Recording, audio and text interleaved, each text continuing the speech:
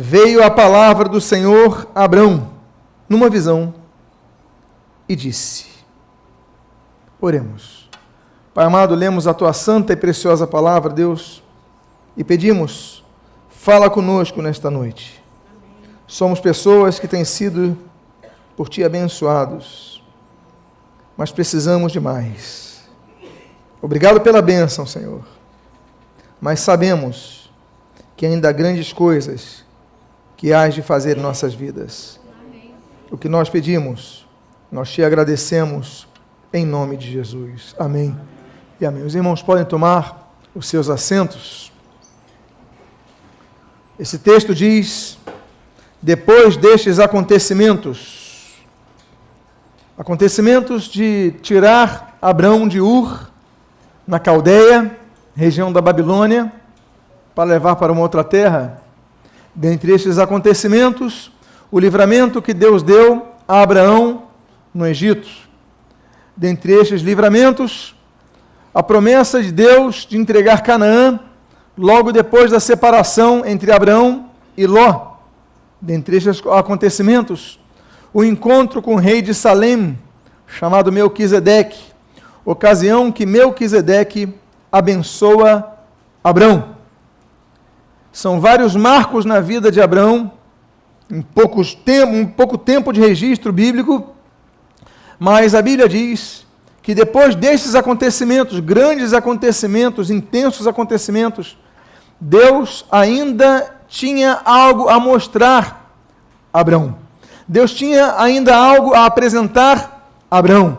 E a primeira coisa que nós aprendemos é que o nosso relacionamento com Deus não é relacionamento quanto a uma pontualidade histórica do passado, a um registro que ficou anotado em nossas agendas do passado, a um encontro que você teve com Deus no passado, você registrou aquele data. Não.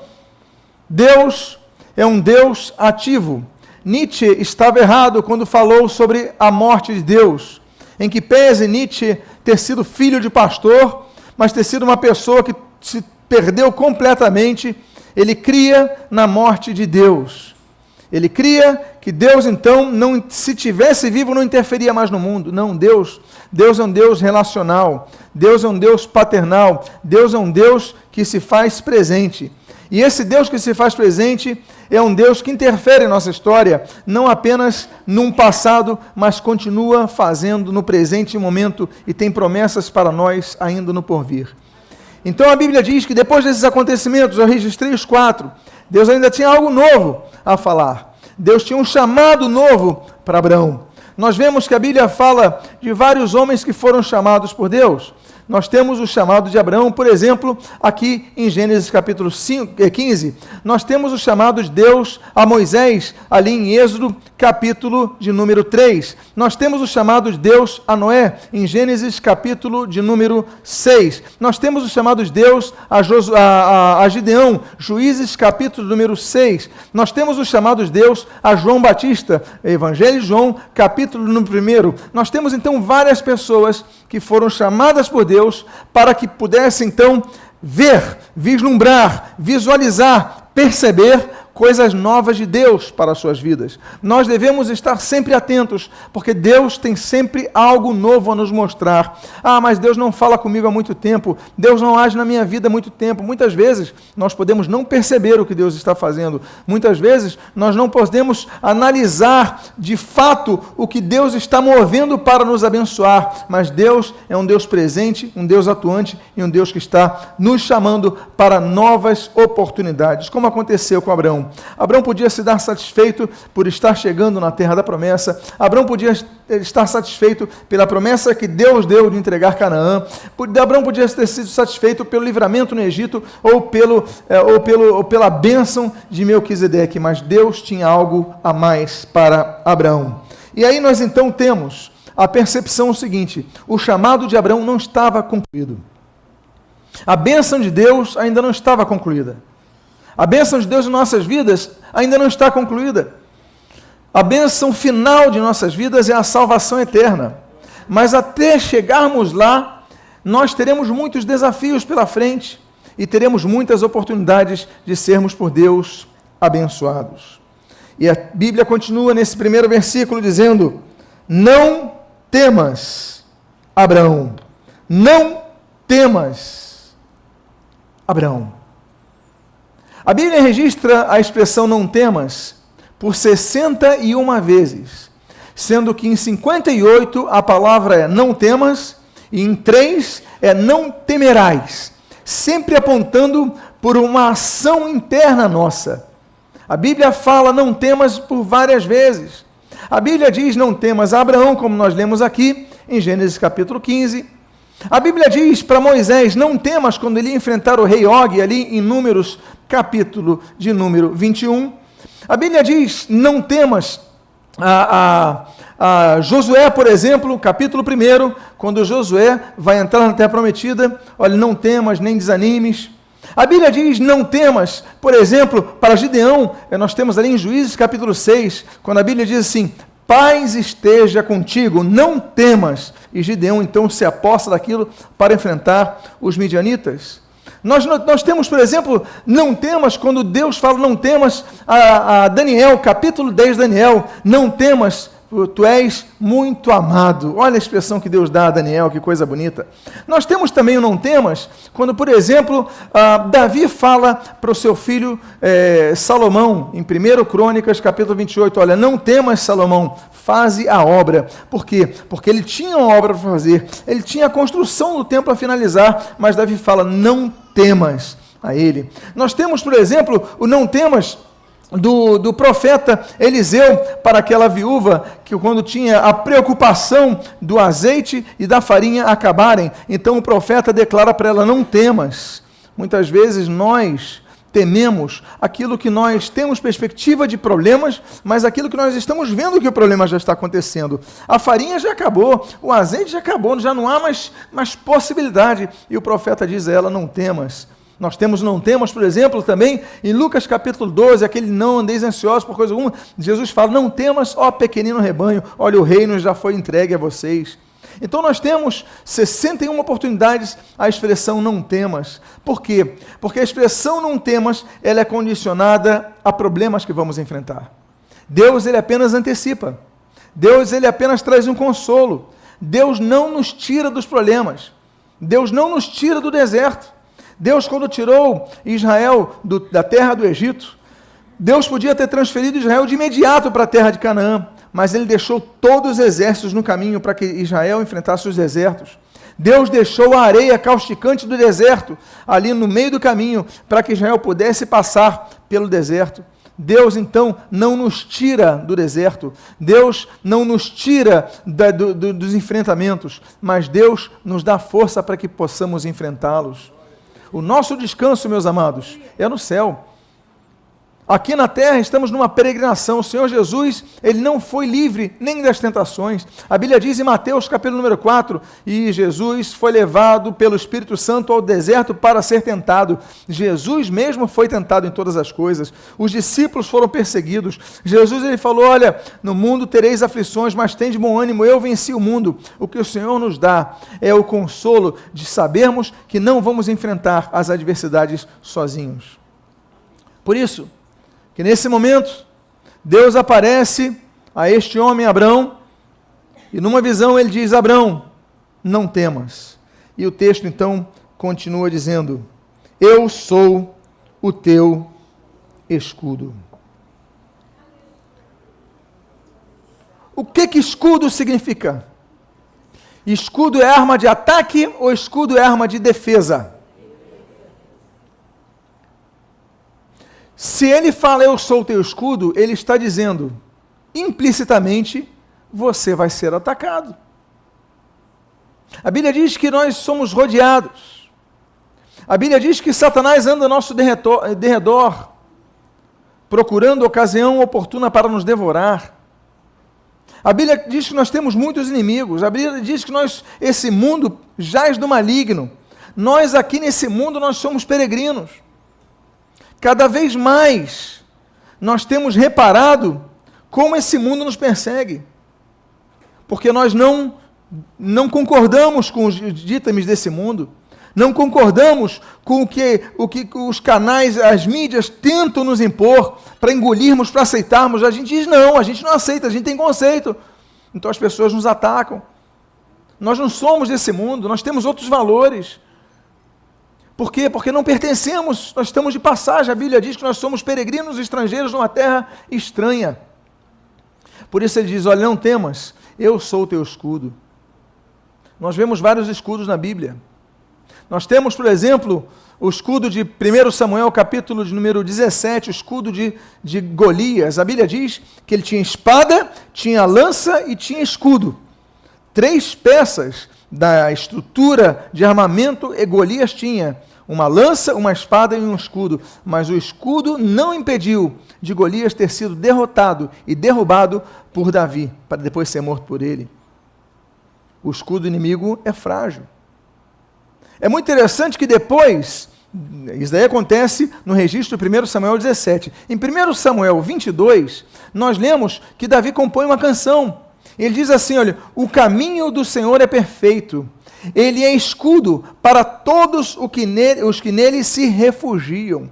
Nós devemos nos refugiar no Senhor, porque Ele é a nossa proteção. Às vezes nós estamos acudidos, estamos pressionados, nós estamos, tanta coisa nos pressionando, tantos ataques, a espada é flechada, é lançada, e nós estamos ali feridos, cansados e tal, e devemos então buscar, Senhor, me traz o teu escudo, tu és a minha fortaleza, tu és o Senhor que restauras, que renovas.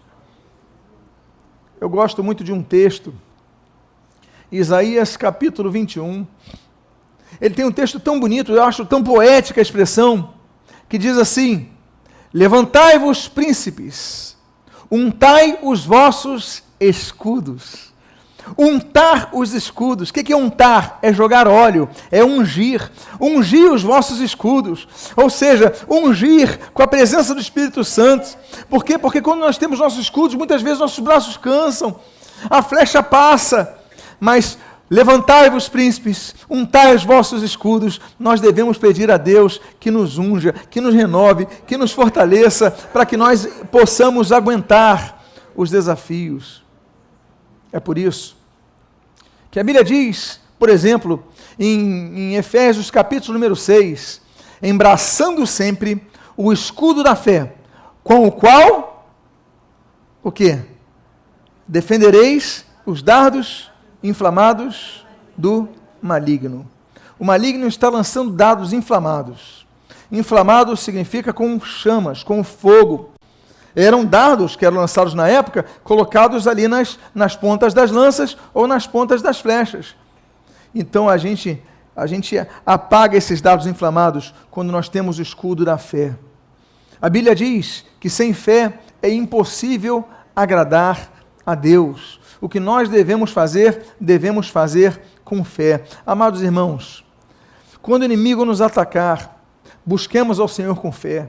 Busquemos a unção do Senhor com fé, mas que jamais deixemos a nossa fé de lado. Por quê? Porque o que todos querem fazer, o que esse sistema quer fazer, é que nós percamos a fé. Quantos já caminharam na caminhada cristã e um dia se envolveram na obra de Deus e hoje estão desviados do caminho do Senhor? Talvez você conheça alguns, outros conheçam mais, mas dificilmente alguém que anda na seara do Senhor, que milita na seara do Senhor, não conheceu alguém que um dia desanimou, esfriou e está distante, ainda que diga que está com o Senhor, ainda que diga que pertence ao Senhor, mas os seus frutos demonstram que estão distantes. Por quê? Porque não se protegeram dos dardos inflamados do maligno. A Bíblia diz, portanto, tomai toda a armadura de Deus. A Bíblia traz uma recomendação. E a armadura de Deus, ela tem que ser vestida. E ele diz assim, para que possais resistir no dia mau. Todo crente tem o dia mau. Todos nós temos o dia mau. Não tem um dia que a gente possa dizer, olha, não tive um dia mau, porque a Bíblia diz, para que possais resistir o dia mau. O problema então não é o dia mau, o problema é como nós resistimos ao dia mau. Porque a Bíblia diz no mesmo versículo, e depois de obterdes a vitória, permanecereis, o quê? Inabaláveis. Depois de teres obtido a vitória vem quando nós aprendemos a nos defender. Não adianta termos muitas ferramentas, muitas armas de ataque se nós não temos o escudo. Muitas vezes nós vemos tropas dos exércitos, as pessoas carregam pouca arma de ataque. Às vezes o soldado tem um fuzil, só isso, mas ele tem colete, capacete e tantas ferramentas que fica tudo muito pesado, mas é para a proteção dele. E meus amados irmãos, nós temos como nossa única proteção o escudo da fé. Por isso que nosso escudo tem que ser ungido. E ele diz assim: eu sou o teu escudo. Diga à pessoa que está do seu lado: Deus tem que ser o teu escudo.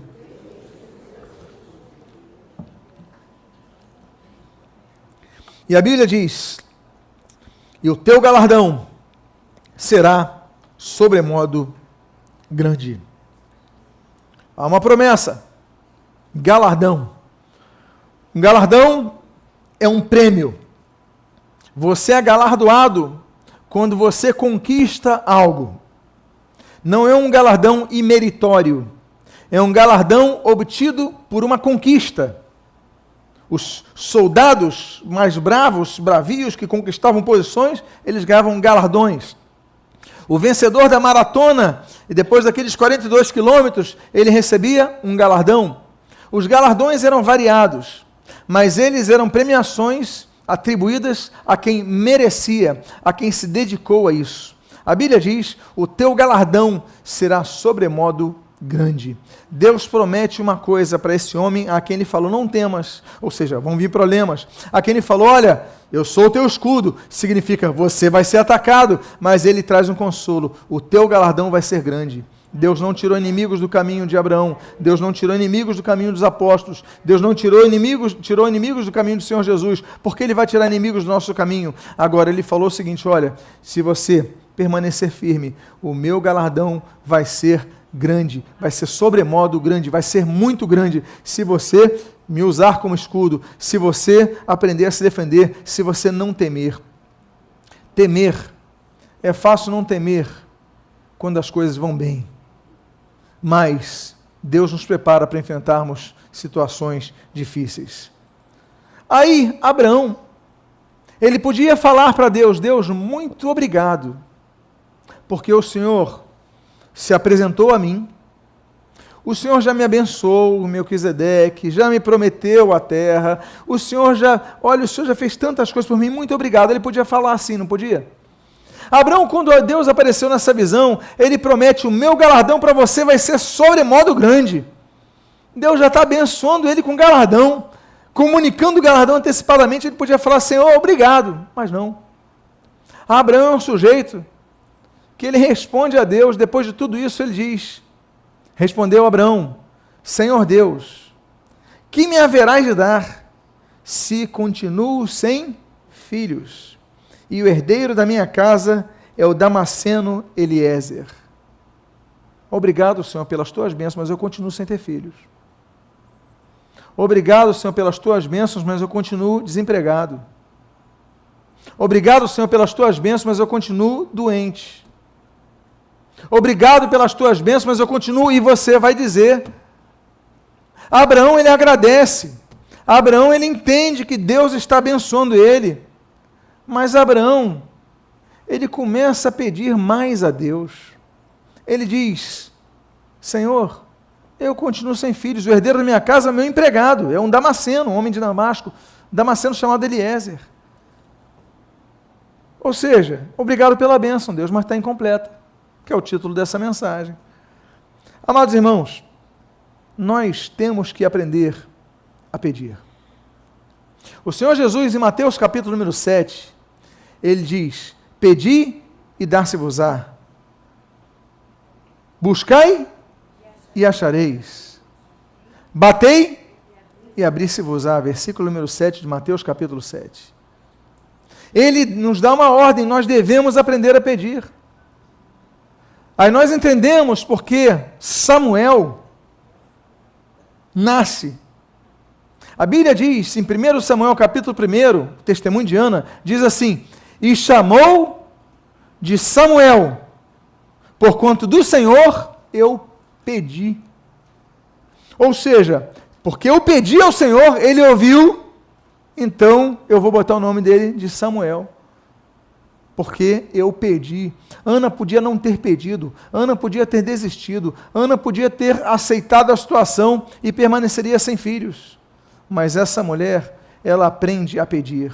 Nós devemos pedir coisas a Deus, sim, é nosso direito. Se Deus vai nos dar, é o departamento dele, é a vontade dele, porque nem tudo que nós pedimos é o que ele deseja para nós. Nem tudo que nós pedimos vai nos fazer bem. Nem tudo é que nem criança. Se a gente desse tudo que nossos filhos pedissem, nossas crianças, enfim, estariam lascadas, né? Só comeriam chocolate de manhã, de tarde, de noite, não estudariam nunca matemática, jamais iriam ao dentista. Imagina! Nós somos assim. Nós também pedimos coisas que Deus, enfim, Ele vai ver, eu tenho algo melhor para você. Mas Ele nos ensina a pedir. A Bíblia diz que nós podemos pedir, por exemplo, não apenas um filho. Ana pediu filho, Deus deu filho para ela. Mas nós podemos pedir, por exemplo, um exemplo, sabedoria, Tiago capítulo 1. Se alguém precisa de sabedoria, peça a Deus, peça, porém, com fé, em nada duvidando. A Bíblia nos ensina a pedir, mas pedir com fé. Nós temos um exemplo muito interessante, por exemplo, em Zacarias capítulo número 10. A Bíblia diz no versículo 1 o seguinte, olha, pedi chuvas no tempo das chuvas serôdias. Ou seja, pedir chuvas no tempo das chuvas serôdias significa, é tempo de chuva. Então é teu direito pedir chuva, pedir chuvas no tempo das chuvas. Porque muitas vezes nós não pedimos aquilo que nos é direito. Muitas vezes nós não pedimos aquilo que já está incluído nas bênçãos que Deus tem reservado a cada um de nós. Eu já contei aquela história, vou contar de novo, de um homem que sonhava em fazer um cruzeiro. Era o sonho dele fazer um cruzeiro. Então ele começou a economizar, cada centavo que ele ganhava, ele separava um dinheiro para comprar uma passagem no cruzeiro. E aí ele conseguiu juntar nos centavos o valor da passagem, e no dia do embarque ele conseguiu pagar essa passagem. Ele chegou lá no porto, o navio já estava zarpando, ele chegou lá, juntou as notas, as moedas, olha, está aqui tudo que eu tenho. Eu não tenho mais, ele abriu a carteira, tirou a última nota da carteira, conseguiu comprar passagem, entrou para o cruzeiro. Aí ele entrou no cruzeiro, e quando ele passou por aquele restaurante, belíssimo, maravilhoso, ele olhou todas aquelas comidas, ele falou, poxa, que pena. E ele entrou na cabine dele, pegou um biscoito de creme cracker e comeu. Aí no café da manhã ele chega, todo mundo tomando aquele café monumental, e ele começa a ter uma fome, ele volta para a cabine dele, ele fala, não tem mais dinheiro para nada. E ele começa a comer o creme cracker dele. E chega o jantar, aquele jantar maravilhoso, e ele, aquela fome, aquela vontade de tanta comida, e ele fala, não, eu vou voltar para o meu quarto porque eu não tenho mais dinheiro, acabou meu dinheiro. Ele pega e come o creme cracker dele, ele passou uma semana comendo creme cracker e tomando água. Quando ele vai embora, acaba o cruzeiro chega no porto, ele vai sair, e um dos funcionários lá da equipe do navio, quando ele vem, ele pega a mala, ele está começando a descer a escada, ele funciona, o senhor me desculpe fazer uma pergunta ao senhor? Ele, pois não. Eu notei que o senhor sempre passava pelo restaurante, nunca entrou no restaurante. Por que o senhor não comeu no restaurante? Ele falou, olha, porque todo o dinheiro que eu tive, era para pagar a passagem. Eu não consegui ter um centavo de sobra. E o marinheiro falou para ele, poxa, mas estava tudo incluído no preço. Estava tudo incluído no pacote. Na vida cristã acontece a mesma coisa. Nós temos bênçãos de Deus que nos estão outorgadas. Nós temos o Espírito Santo, nós temos a fé, nós temos a armadura de Deus, nós temos armas para o combate, para não nos desanimarmos diante de circunstâncias, mas a gente se abate, a gente se entrega, a gente não usa os recursos que Deus já nos deu, que Deus já nos legou, que já nos outorgou, e nós não usamos. Então esse homem, ele recebe as bênçãos de Deus, por quê? Porque muitas vezes não usamos o que é nosso direito. Por isso que eu citei o texto de Zacarias 10. Olha, pedir por chuvas no tempo das chuvas serôdias, porque no tempo da chuva é nosso direito pedir chuva. Senhor, Tu nos prometeste Tuas bênçãos.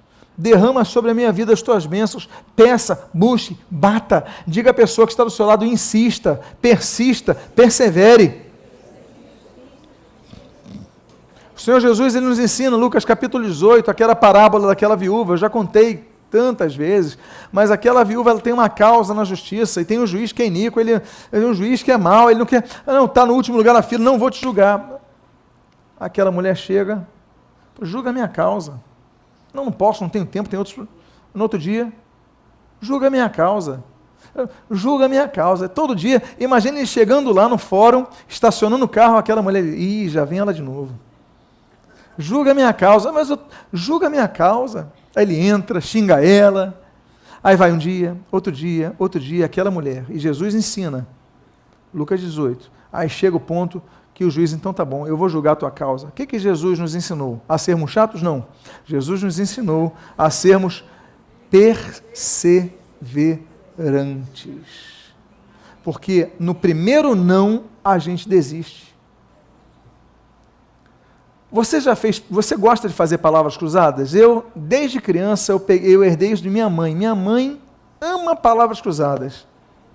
E eu sempre vi, ela sempre comprava, palavra cruzada.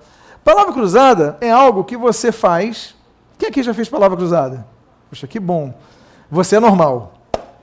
Pois bem, você faz a palavra cruzada, mas você não está entendendo o sentido daquela palavra, aquela expressão. Aí o que você faz? Você desiste? Não. Deixa a página dobrada. No outro dia você lê aquilo, já aconteceu contigo? Opa, e você entende o sentido da palavra. Ou noutra hora você pega aquela mesma página, opa, e você se lembra. Você persevera, você não entrega os pontos. Numa prova, a gente aprende quando vai fazer uma prova, olha, não perde muito tempo com questões que você não está sabendo a resposta. Aproveita e vai respondendo tudo que você sabe. Depois você volta. Depois você vai no terceiro caminho e as coisas vão vindo. Agora, não sei, já desisto. Não pode, você não pode desistir. Você tem que perseverar.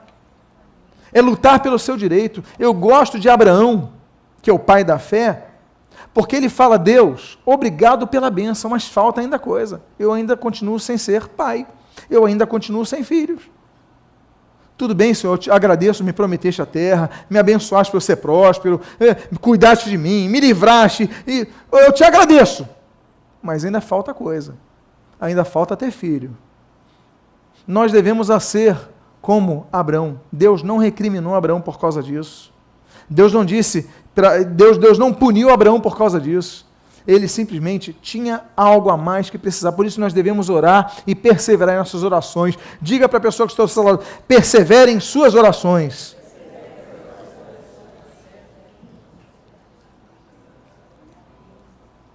Aí a Bíblia diz, a isto respondeu logo o Senhor dizendo, não será esse o teu herdeiro, mas aquele que será gerado de ti será o teu herdeiro.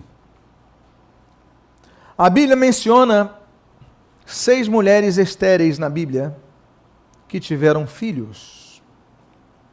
1 Samuel, capítulo número 1, nós temos Ana, que teve a Samuel.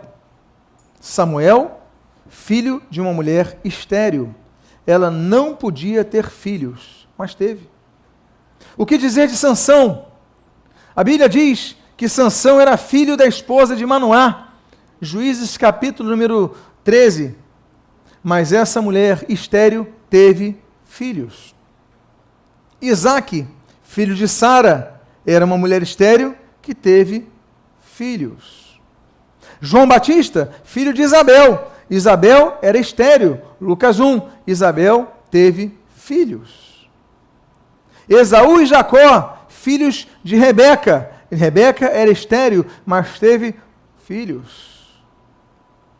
Raquel teve filhos, e eu falei de Rebeca, Gênesis 25, falei de Isaac, Gênesis 11, e Gênesis 29, nós temos o caso de Raquel. Raquel, ela tem Rúben, ela era estéril, mas tem um filho.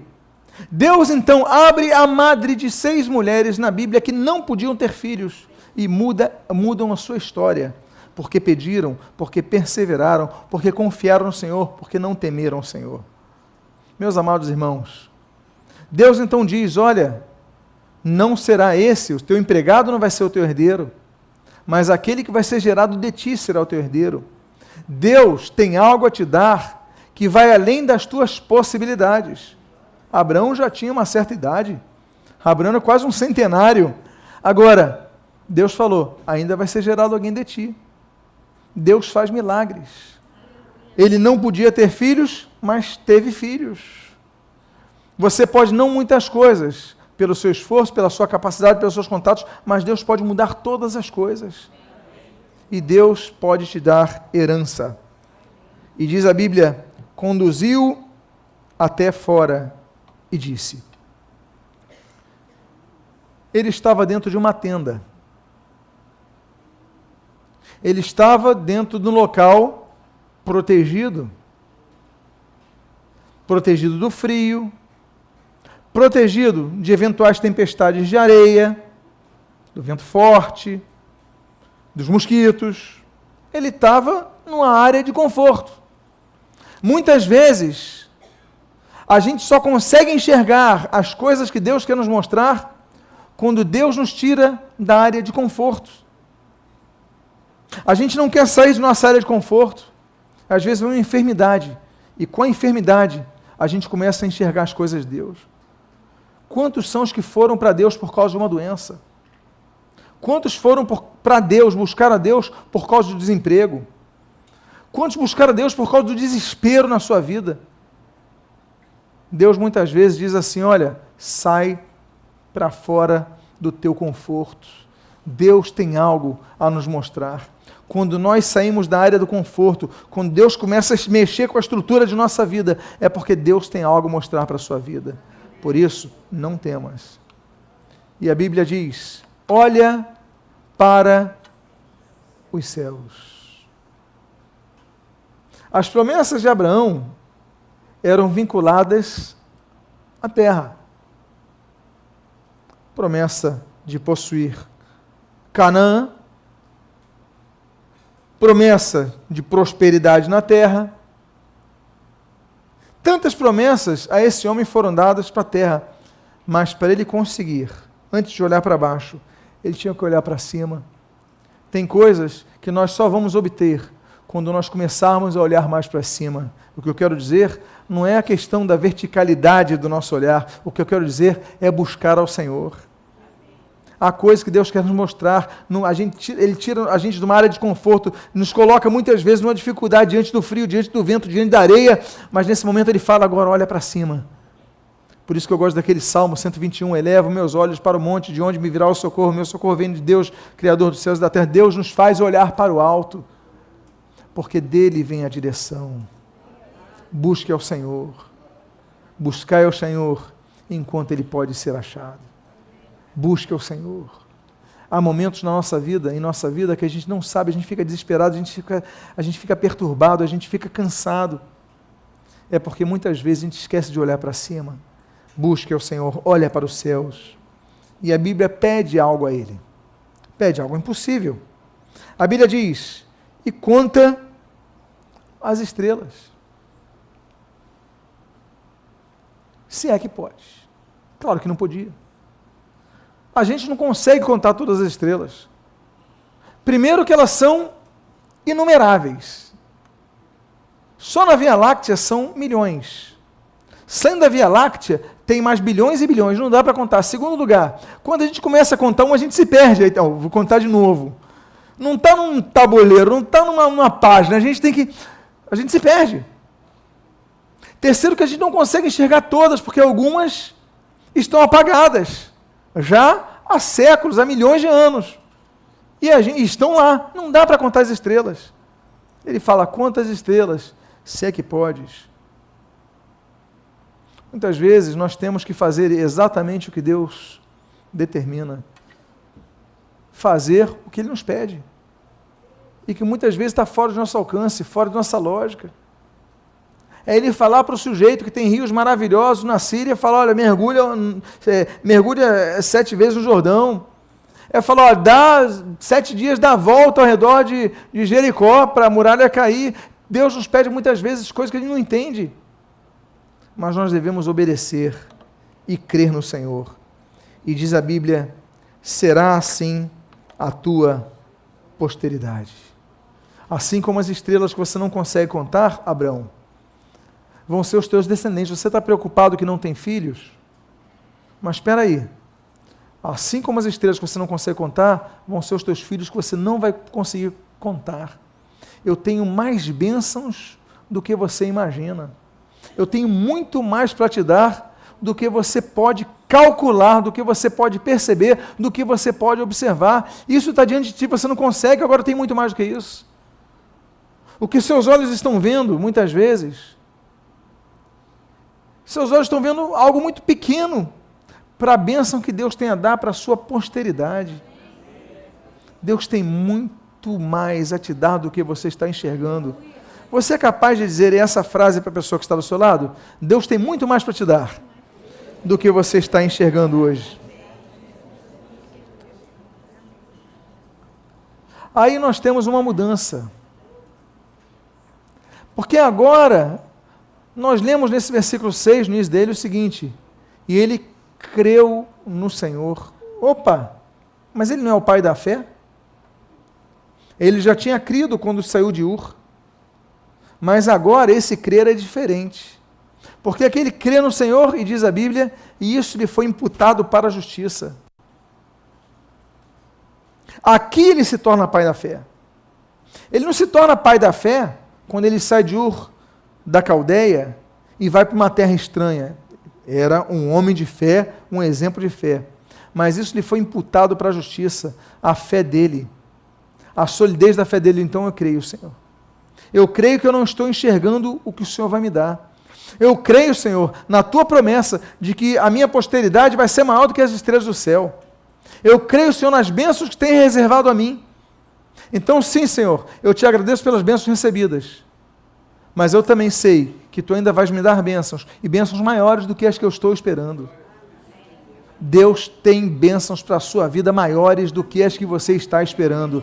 Deus tem bênçãos para a sua vida maiores do que as que você está esperando. Deus tem bênçãos para a sua vida maiores do que a que você está esperando. Então agradeça ao Senhor.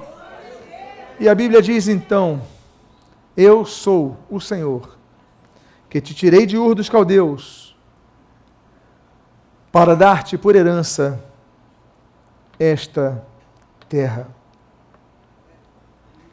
Deus não queria dar herança apenas a Abraão, queria dar herança à posteridade. Ele queria fazer que Abraão entendesse que a bênção que ele ia receber não era bênção só para ele, é bênção para os seus descendentes também. De Abraão viria a maior bênção de todas, o Senhor Jesus. Da genealogia de Abraão, temos o nosso Salvador, que seria a bênção maior para a terra. Eu vou te dar por herança esta terra, Abraão. Mas não é para você, a bênção é para outros. Deus quer nos abençoar, para que possamos abençoar outras vidas. Porque, se não for assim, nós seremos os mais egoístas dos seres humanos. Mas queira ser abençoado para abençoar outras vidas. E eu encerro dizendo aos irmãos o seguinte: olha, Deus é um Deus galardoador, mas Deus ainda tem muitas promessas que vão se cumprir na sua vida. O que você precisa fazer, não temer, usá-lo como escudo diante das adversidades que vão te fazer desanimar, porque passar por problemas todos passam, mas permaneça firme e creia no Senhor, que a posteridade virá. Esse homem teve Isaac, esse homem teve Ismael, esse homem teve uma posteridade, e dele veio o Senhor Jesus. Deus tem muito a te dar. Fique de pé nesse momento, eu quero fazer uma oração por você.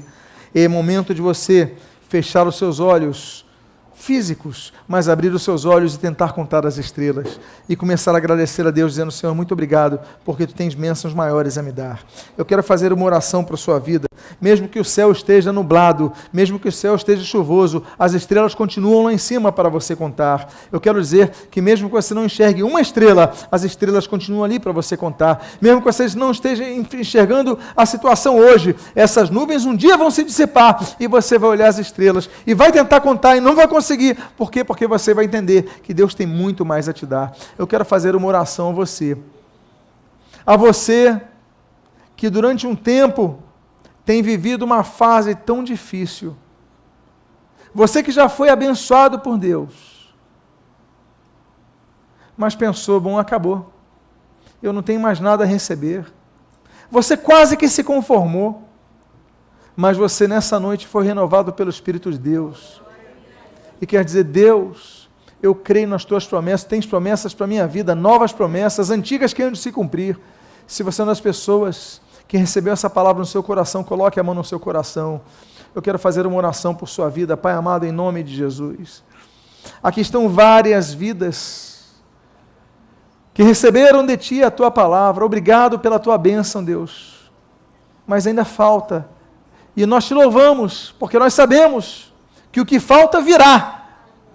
Nós olhamos para o céu, hoje está nublado, mas amanhã não estará, e ainda que não esteja nublado, nós não podemos contar as grandes bênçãos que tem para nossas vidas. Por isso eu te peço, Senhor, perdão pela minha incredulidade, e te agradeço, eu creio em Ti, Pai, porque quando Abraão creu, isso lhe foi imputado por justiça. Quando Abraão creu, ele gerou filhos. Pai, temos filhos a gerar, Senhor, temos projetos a gerar, temos sonhos a gerar. Abençoa o Teu povo, abençoa que cada um aqui possa testemunhar que Tu és um Deus galardoador. Tu dizes, o meu galardão será sobremodo grande. Senhor, nós recebemos essa palavra, nós acatamos esta palavra. Muito obrigado, porque Tu és o nosso escudo e fortaleza. Muito obrigado em nome de Jesus. Amém e amém. Diga para a pessoa que está do seu lado, olhe para os céus. Que Deus abençoe em nome de Jesus.